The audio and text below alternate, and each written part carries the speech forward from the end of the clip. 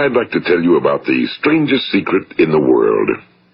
Some years ago, the late Nobel Prize-winning Dr. Albert Schweitzer was being interviewed in London, and a reporter asked him, "Doctor, what's wrong with men today?"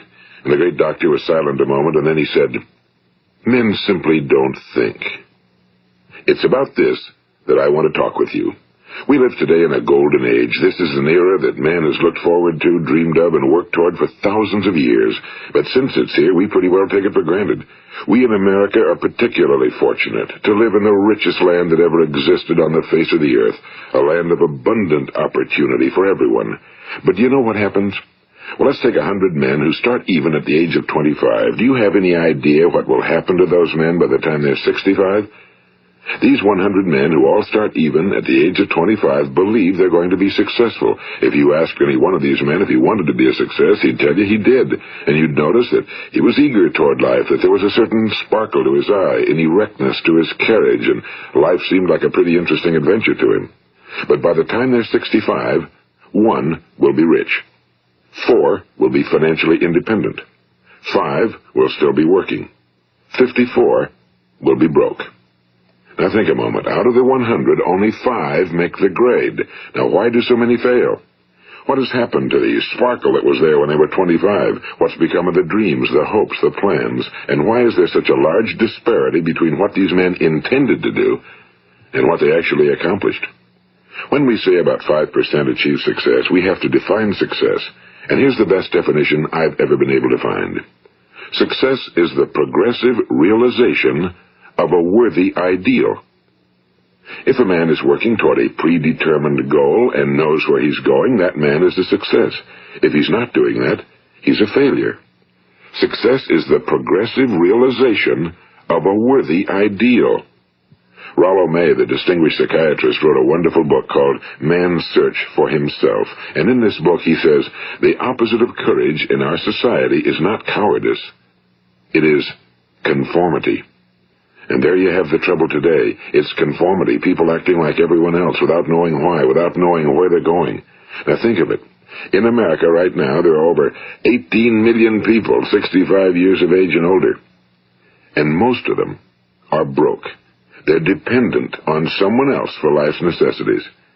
Now, we learn to read by the time we're 7. We learn to make a living by the time we're 25. Usually by that time, we're not only making a living, we're supporting a family. And yet, by the time we're 65, we haven't learned how to become financially independent in the richest land that has ever been known. Why? We conform. And the trouble is that we're acting like the wrong percentage group, the 95 who don't succeed. Now, why do these people conform? Well, they really don't know. These people believe that their lives are shaped by circumstances, by things that happen to them, by exterior forces. They're outer-directed people. A survey was made one time that covered a lot of men, working men, and these men were asked, "Why do you work? Why do you get up in the morning?" 19 out of 20 had no idea. If you ask them, they'll say, well, everyone goes to work in the morning, and that's the reason they do it, because everyone else is doing it. Now let's get back to our definition of success. Who succeeds? The only person who succeeds is the person who is progressively realizing a worthy ideal. He's the person who says, I'm going to become this, and then begins to work toward that goal. I'll tell you who the successful people are. A success is the school teacher who's teaching school because that's what he or she wants to do. The success is the woman who's a wife and mother because she wanted to become a wife and mother and is doing a good job of it. The success is the man who runs the corner gas station because that was his dream. That's what he wanted to do. The success is the successful salesman who wants to become a top-notch salesman and grow and build with his organization. A success is anyone who is doing deliberately a predetermined job because that's what he decided to do deliberately. But only 1 out of 20 does that. That's why today there isn't really any competition unless we make it for ourselves. Instead of competing, all we have to do is create. You know, for 20 years, I looked for the key which would determine what would happen to a human being. Was there a key I wanted to know which would make the future a promise that we could foretell to a large extent? Was there a key that would guarantee a person's becoming successful if he only knew about it and knew how to use it? Well, there is such a key, and I've found it. Have you ever wondered why so many men work so hard and honestly without ever achieving anything in particular, and others don't seem to work hard and yet seem to get everything? They seem to have the magic touch. You've heard them say that about someone. Everything he touches turns to gold. And have you ever noticed that a man who becomes successful tends to continue to become successful? And on the other hand, have you noticed how a man who's a failure tends to continue to fail? Well, it's because of goals. Some of us have goals, some don't. People with goals succeed because they know where they're going. It's that simple. Think of a ship leaving a harbor, and think of it with the complete voyage mapped out and planned. The captain and crew know exactly where it's going and how long it'll take. It has a definite goal. Now, 9,999 times out of 10,000, it will get to where it started out to get. Now let's take another ship, just like the first, only let's not put a crew on it or a captain at the helm. Let's give it no aiming point, no goal, no destination. We just start the engines and let it go. I think you'll agree with me that if it gets out of the harbor at all, it will either sink or wind up on some deserted beach, a derelict. It can't go anyplace because it has no destination and no guidance, and it's the same with a human being. Take the salesman, for example. There's no other person in the world today with the future of a good salesman. Selling is the world's highest paid profession, if we're good at it and if we know where we're going. Every company needs top-notch salesmen, and they reward those men. The sky's the limit for them. But how many can you find? Someone once said the human race is fixed, not to prevent the strong from winning, but to prevent the weak from losing. The American economy today can be likened to a convoy in time of war. The entire economy is slowed down to protect its weakest link, just as the convoy had to go at the speed that would permit its slowest vessel to remain in formation. That's why it's so easy to make a living today. It takes no particular brains or talent to make a living and support a family today. So we have a plateau of so-called security, if that's what a person's looking for. But we do have to decide how high above this plateau we want to aim. Now let's get back to the strangest secret in the world, the story that I wanted to tell you today. Why do men with goals succeed in life and men without them fail? Well, let me tell you something which, if you really understand it, will alter your life immediately. If you understand completely what I'm going to tell you from this moment on, your life will never be the same again. You will suddenly find that good luck just seems to be attracted to you. The things you want just seem to fall in line, and from now on you won't have the problems, the worries, the gnawing lump of anxiety that perhaps you've experienced before. Doubt, fear, well, they'll be things of the past. Here's the key to success and the key to failure. We become what we think about. Now let me say that again. We become what we think about. Throughout all history, the great wise men and teachers, philosophers and prophets have disagreed with one another on many different things. It's only on this one point that they are in complete and unanimous agreement. Listen to what Marcus Aurelius, the great Roman emperor, said. A man's life is what his thoughts make of it. Disraeli said this, everything comes if a man will only wait. I've brought myself by long meditation to the conviction that a human being with a settled purpose must accomplish it, and that nothing can resist a will that will stake even existence for its fulfillment. Ralph Waldo Emerson said this, a man is what he thinks about all day long. William James said, the greatest discovery of my generation is that human beings can alter their lives by altering their attitudes of mind. And he also said, we need only in cold blood act as if the thing in question were real, and it will become infallibly real by growing into such a connection with our life that it will become real. It will become so knit with habit and emotion that our interest in it will be those which characterize belief. And he also said, if you only care enough for a result, you will almost certainly attain it. If you wish to be rich, you will be rich. If you wish to be learned, you will be learned. If you wish to be good, you will be good. Only you must then really wish these things and wish them exclusively, and not wish at the same time 100 other incompatible things just as strongly. In the Bible you read in Mark 9:23, if thou canst believe, all things are possible to him that believeth. My old friend Dr. Norman Vincent Peale put it this way, this is one of the greatest laws in the universe. Fervently do I wish I had discovered it as a very young man. It dawned upon me much later in life, and I found it to be one of the greatest, if not my greatest discovery outside of my relationship to God. The great law, briefly and simply stated, is that if you think in negative terms, you will get negative results. If you think in positive terms, you will achieve positive results. That is the simple fact, he went on to say, which is at the basis of an astonishing law of prosperity and success. In 3 words, believe and succeed. William Shakespeare put it this way: our doubts are traitors and make us lose the good we oft might win by fearing to attempt. George Bernard Shaw said, people are always blaming their circumstances for what they are. I don't believe in circumstances. The people who get on in this world are the people who get up and look for the circumstances they want, and if they can't find them, make them. Well, it's pretty apparent, isn't it? And every person who discovered this for a while believed that he was the first one to work it out. We become what we think about. Now, it stands to reason that a person who's thinking about a concrete and worthwhile goal is going to reach it, because that's what he's thinking about, and we become what we think about. Conversely, the man who has no goal, who doesn't know where he's going, and whose thoughts must therefore be thoughts of confusion and anxiety and fear and worry, becomes what he thinks about. His life becomes one of frustration and fear and anxiety and worry. And if he thinks about nothing, he becomes nothing. Now, how does it work? Why do we become what we think about? Well, I'll tell you how it works as far as we know. Now, to do this, I want to tell you about a situation that parallels the human mind. Suppose a farmer has some land, and it's good fertile land. Now, the land gives the farmer a choice. He may plant in that land whatever he chooses. The land doesn't care. It's up to the farmer to make the decision.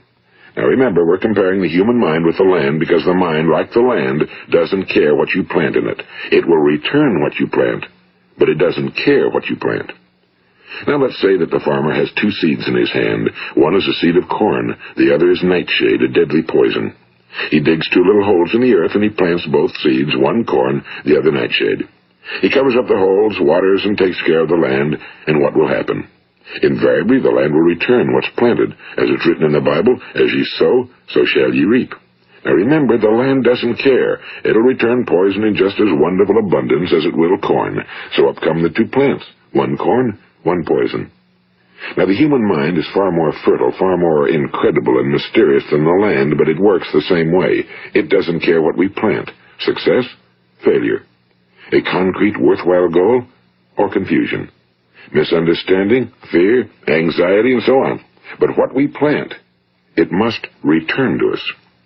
You see, the human mind is the last great unexplored continent on Earth. It contains riches beyond our wildest dreams. It will return anything we want to plant. Now, you might say, well, if that's true, why don't people use their minds more? Well, I think they figured out an answer to that one, too. Our mind comes as standard equipment at birth. It's free, and things that are given to us for nothing we place little value on. Things that we pay money for, we value. The paradox is that exactly the reverse is true. Everything that's really worthwhile in life came to us free. Our minds, our souls, our bodies, our hopes, our dreams, our ambitions, our intelligence, our love of family and children and friends and country, all these priceless possessions are free. But the things that cost us money are actually very cheap and can be replaced at any time. A good man can be completely wiped out and make another fortune. He can do that several times. Even if our home burns down, we can rebuild it. But the things we got for nothing, we can never replace. The human mind isn't used because we take it for granted. Familiarity breeds contempt. It can do any kind of job we assign to it, but generally speaking, we use it for little jobs instead of big, important ones. Universities have proved that most of us are operating on about 10% or less of our abilities. So decide now, what is it you want? Plant your goal in your mind. It's the most important decision you'll ever make in your entire life. What is it you want? Do you want to be an outstanding salesman? A better worker at your particular job? Do you want to go places in your company? In your community? Do you want to get rich? All you've got to do is plant that seed in your mind, care for it, work steadily toward your goal, and it will become a reality. It not only will, there's no way that it cannot. You see, that's a law, like the laws of Sir Isaac Newton, the laws of gravity. If you get on top of a building and jump off, you'll always go down. You'll never go up, and it's the same with all the other laws of nature. They always work. They're inflexible. Think about your goal in a relaxed, positive way. Picture yourself in your mind's eye as having already achieved this goal. See yourself doing the things you will be doing when you've reached your goal. Ours has been called the phenobarbital age, the age of ulcers and nervous breakdowns and tranquilizers. At a time when medical research has raised us to a new plateau of good health and longevity, far too many of us worry ourselves into an early grave trying to cope with things in our own little personal ways without learning a few great laws that will take care of everything for us. These things we bring on ourselves through our habitual way of thinking. Every one of us is the sum total of his own thoughts. He is where he is because that's exactly where he really wants to be, whether he'll admit that or not. Each of us must live off the fruit of his thoughts in the future, because what you think today and tomorrow, next month and next year, will mold your life and determine your future. You're guided by your mind. I remember one time I was driving through eastern Arizona, and I saw one of those giant earth-moving machines roaring along the road at about 35 miles an hour with what looked like 30 tons of dirt in it, a tremendous, incredible machine, and there was a little man perched way up on top with the wheel in his hands guiding it. And as I drove along, I was struck by the similarity of that machine to the human mind. Just suppose you're sitting at the controls of such a vast source of energy. Are you going to sit back and fold your arms and let it run itself into a ditch? Or are you going to keep both hands firmly on the wheel and control and direct this power to a specific, worthwhile purpose? It's up to you. You're in the driver's seat. You see, the very law that gives us success is a two-edged sword. We must control our thinking. The same rule that can lead a man to a life of success, wealth, happiness, and all the things he ever dreamed of for himself and his family. That very same law can lead him into the gutter. It's all in how he uses it, for good or for bad. This is the strangest secret in the world. Now, why do I say it's strange, and why do I call it a secret? Actually, it isn't a secret at all. It was first promulgated by some of the earliest wise men, and it appears again and again throughout the Bible, but very few people have learned it, understand it. That's why it's strange, and why for some equally strange reason it virtually remains a secret. I believe that you could go out and walk down the main street of your town and ask one man after another what the secret of success is, and you probably wouldn't run into one man in a month who could tell you. Now, this information is enormously valuable to us if we really understand it and apply it. It's valuable to us not only for our own lives, but the lives of those around us, our families, employees, associates, and friends. Life should be an exciting adventure. It should never be a bore. A man should live fully, be alive. He should be glad to get out of bed in the morning. He should be doing a job he likes to do because he does it well. One time I heard Grove Patterson, the great late editor-in-chief of the Toledo Daily Blade, make a speech, and as he concluded his speech, he said something I've never forgotten. He said, "My years in the newspaper business have convinced me of several things. Among them, that people are basically good, and that we came from someplace, and we're going someplace. So we should make our time here an exciting adventure. The architect of the universe didn't build a stairway leading nowhere." And the greatest teacher of all, the carpenter from the plains of Galilee, gave us the secret time and time again. As ye believe, so shall it be done unto you. I've explained the strangest secret in the world and how it works. Now, on this side, I want to explain how you can prove to yourself the enormous returns possible in your own life by putting this secret to a practical test. I want you to make a test that will last 30 days. It isn't going to be easy, but if you'll give it a good try, it will completely change your life for the better. Now, back in the 17th century, Sir Isaac Newton, the English mathematician and natural philosopher, gave us some natural laws of physics which apply as much to human beings as they do to the movement of bodies in the universe. And one of these laws is that for every action, there is an equal and opposite reaction. Simply stated, as it applies to you and me, it means we can achieve nothing without paying the price. The results of your 30-day experiment will be in direct proportion to the effort you put forth. To be a doctor, you must pay the price of long years of difficult study. To be successful in selling, and remember that each of us succeeds to the extent of his ability to sell. Selling our families on our ideas, selling education in schools, selling our children on the advantages of living the good and honest life, selling our associates and employees on the importance of being exceptional people. To, of course, the profession of selling itself. But to be successful in selling our way to the good life, we must be willing to pay the price. Now, what is that price? Well, it's many things. First, it's understanding emotionally, as well as intellectually, that we literally become what we think about, that we must control our thoughts if we're to control our lives. It's understanding fully that as ye sow, so shall ye reap. Second, it's cutting away all fetters from the mind and permitting it to soar as it was divinely designed to do. It's the realization that your limitations are self-imposed and that the opportunities for you today are enormous beyond belief. It's rising above narrow-minded pettiness and prejudice. And third, it's using all your courage to force yourself to think positively on your own problem, to set a definite and clearly defined goal for yourself, to let your marvelous mind think about your goal from all possible angles, to let your imagination speculate freely upon many different possible solutions, to refuse to believe that there are any circumstances sufficiently strong to defeat you in the accomplishment of your purpose, to act promptly and decisively when your course is clear, and to keep constantly aware of the fact that you are, at this moment, standing in the middle of your own acres of diamonds, as Russell Conwell used to point out.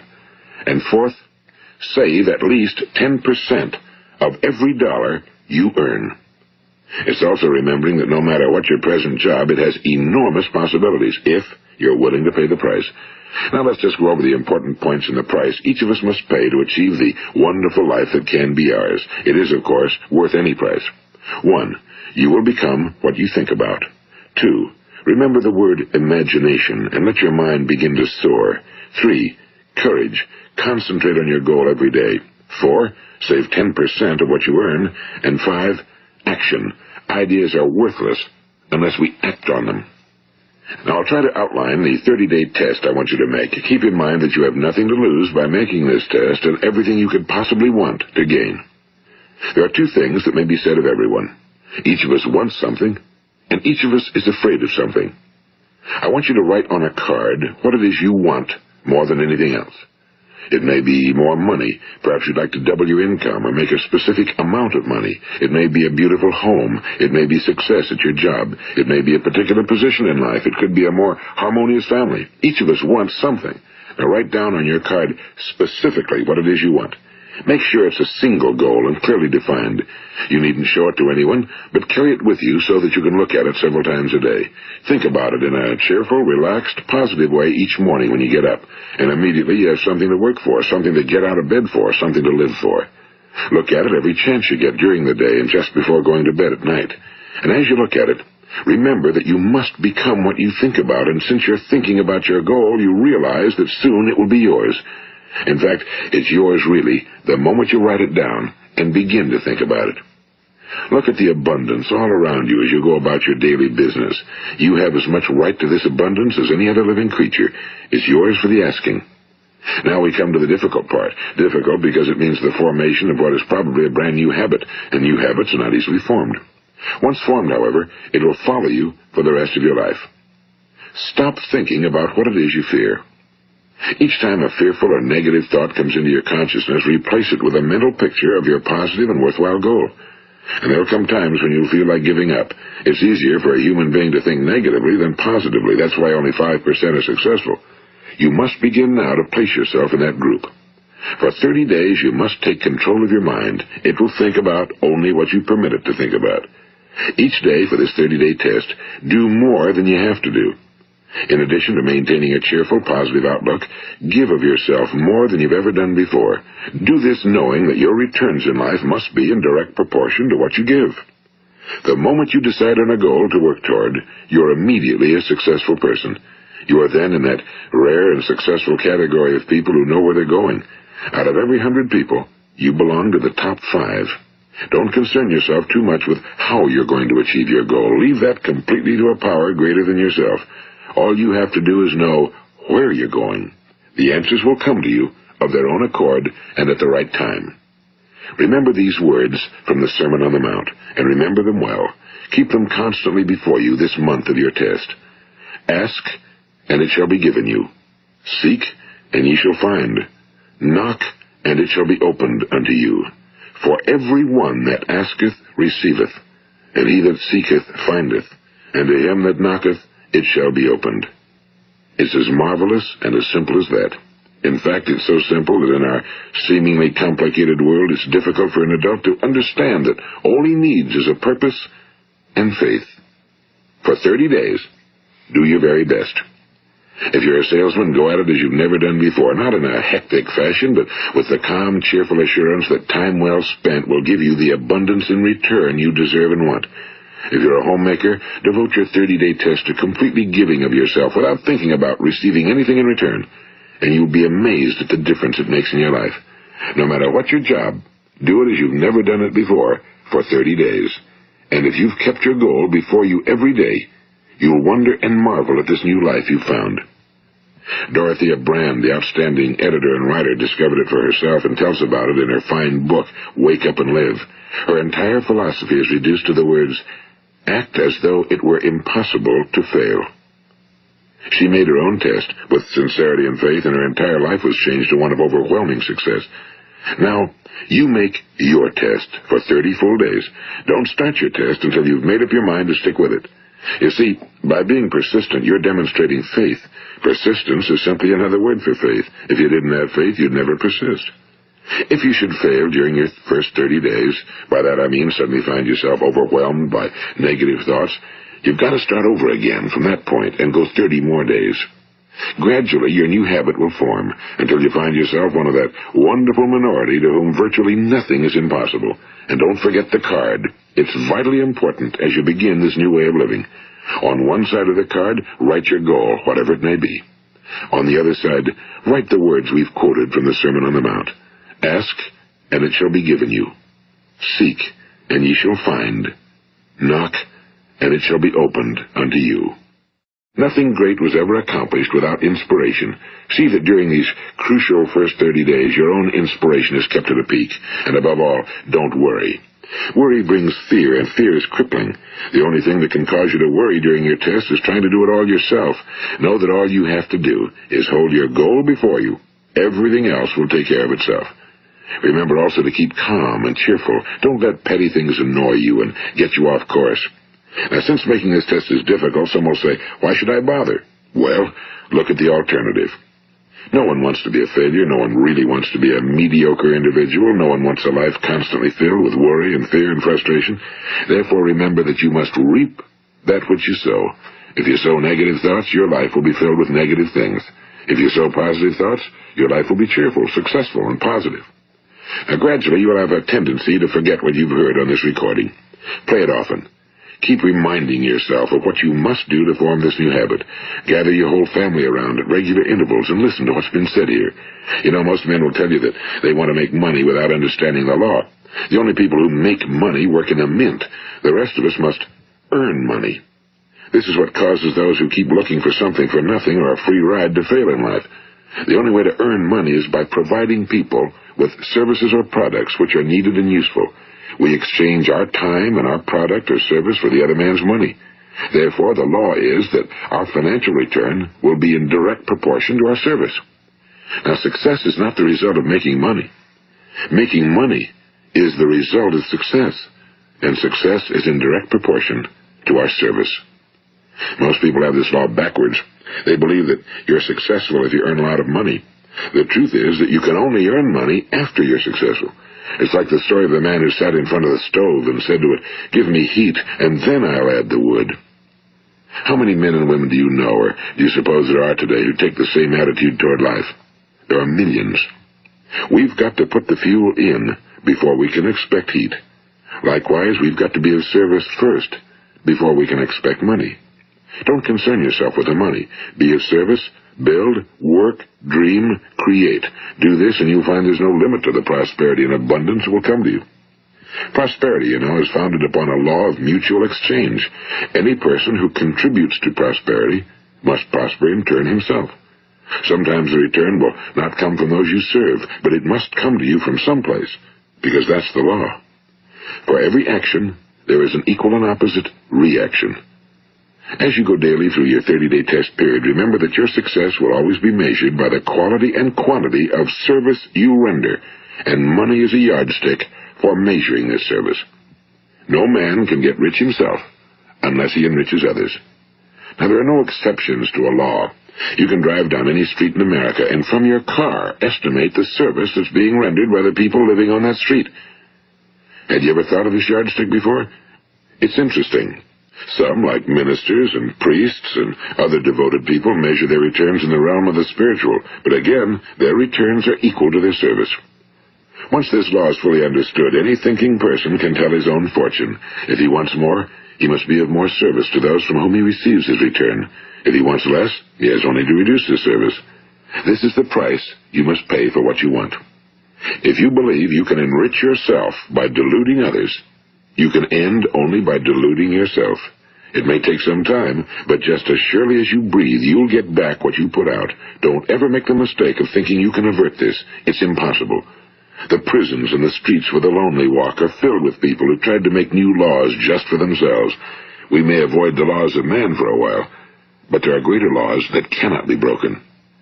An outstanding medical doctor recently pointed out 6 steps that will help you realize success. 1. Set yourself a definite goal. 2. Quit running yourself down. 3. Stop thinking of all the reasons why you cannot be successful and instead think of all the reasons why you can. 4. Trace your attitudes back through your childhood and try to discover where you first got the idea you couldn't be successful, if that's the way you've been thinking. 5. Change the image you have of yourself by writing out a description of the person you would like to be. And 6. Act the part of the successful person you have decided to become.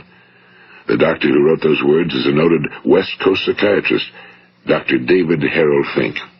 Do what the experts since the dawn of recorded history have told you you must do. Pay the price by becoming the person you want to become. It's not nearly as difficult as living unsuccessfully. Make your 30-day test, then repeat it again, and each time it will become more a part of you until you'll wonder how you could ever have lived any other way. Live this new way, and the floodgates of abundance will open and pour over you more riches than you may have dreamed existed. Money? Yes, lots of it. But what's more important, you'll have peace. You'll be in that wonderful minority who lead calm, cheerful, successful lives. Start today. You have nothing to lose, but you have a whole life to win. This is Earl Nightingale, and thank you.